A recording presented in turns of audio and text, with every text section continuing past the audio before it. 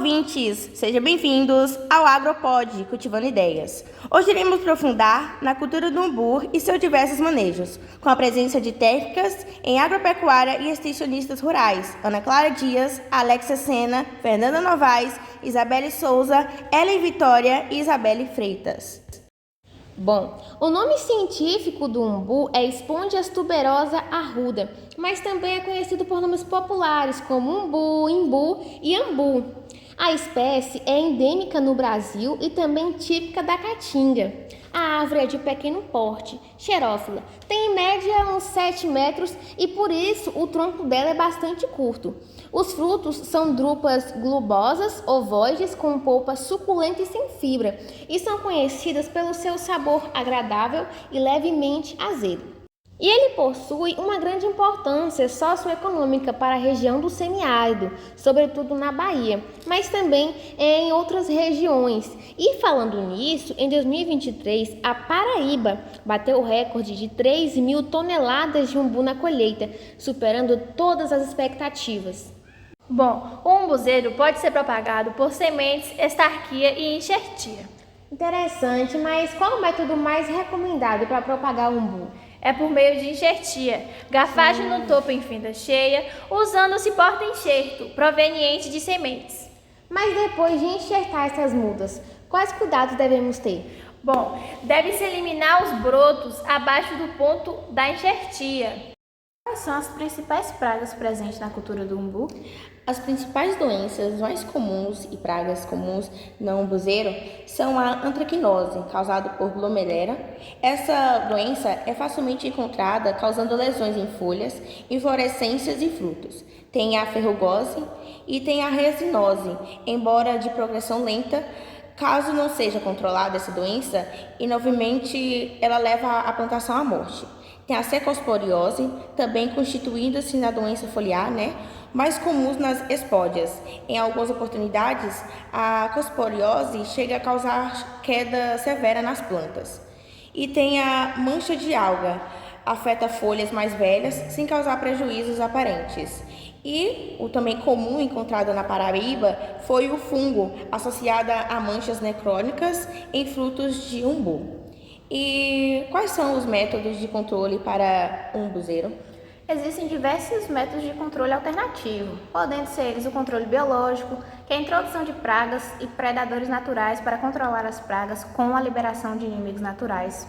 O manejo integrado de pragas, a abordagem que vai combinar diferentes estratégias de controle, como monitoramento de pragas, uso de armadilhas e aplicações seletivas de insumos, como também a adubação verde, o plantio de culturas que melhoram a fertilidade do solo, reduzindo a necessidade de fertilizantes químicos. Essas práticas buscam equilibrar a produção agrícola, promovendo a sustentabilidade e minimizando os impactos ambientais. Bom, gente, agora vamos falar sobre a irrigação do umbu, especificamente do umbu cajazeira. Bom, Isabelle Freitas, que prática de irrigação do umbu cajazeira é utilizada na região Nordeste? Então, temos a indução floral para a produção extemporânea, fora da época, da umbu cajazeira. É uma prática bastante lucrativa e realizada por vários produtores do Vale do Açu, Rio Grande do Norte e vizinhança. Nessa prática, plantas que se encontram sem folhas devido ao estresse hídrico ou plantas desfolhadas manualmente são irrigadas para entrarem na fase produtiva. Sugere-se que a irrigação de umbu cajazeiras induzida à floração seja feita logo após a desfolha da planta. Mas existem outros tipos de métodos de irrigação, a não ser a indução floral? Sim, a primeira refere-se a um procedimento simples, prático e baixo custo, que permite ao usuário determinar quando e quanto irrigar diferentes espécies de hortaliças. É o método tato-aparência, para avaliação da água disponível no solo. Esse procedimento ele é indicado para pequenos produtores de hortaliça, mas também pode ser usado como vantagem por todos aqueles que irrigam sem qualquer critério ou experiência técnica. Bom, Belle Souza, qual a recomendação de irrigação do umbu? Bom, para o umbu cajazeira, recomenda-se irrigar conforme o volume de água a ser aplicado por unidade diária de projeção de copa da planta, do início da irrigação até a maturação de frutos e colheita, e realizar o monitoramento utilizando o Irrigas, O irrigas tem como função indicar se o solo está úmido ou seco. Recomenda-se que os sensores rasos sejam instalados a uma profundidade de 15 centímetros a 20 centímetros e os profundos de 50 centímetros a 60 centímetros da superfície do solo. E pode-se utilizar o irrigas na sua forma mais simples. A terceira recomendação é com o uso de poços de observação, que também se destaca como uma alternativa muito simples para o monitoramento da aplicação de água em solos rasos ou sujeitos à elevação do lençol freático. Desse modo, recomenda-se a instalação de poços de observação na área irrigada até 1,2 metros de profundidade. Interessante.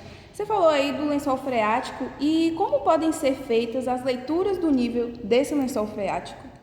Bom, as leituras do nível do lençol freático podem ser semanais, quinzenais ou mesmo mensais, no sentido de se identificar em tempo hábil os pontos críticos da área irrigada e assim subsidiar a tomada de decisão quanto aos ajustes no manejo de água, evitando a formação de lençol freático ou sua elevação. Bom, gente, finalizamos por hoje. Agradecemos pela atenção de cada um e também esperamos que tenham gostado. Tchau, tchau! Tchau!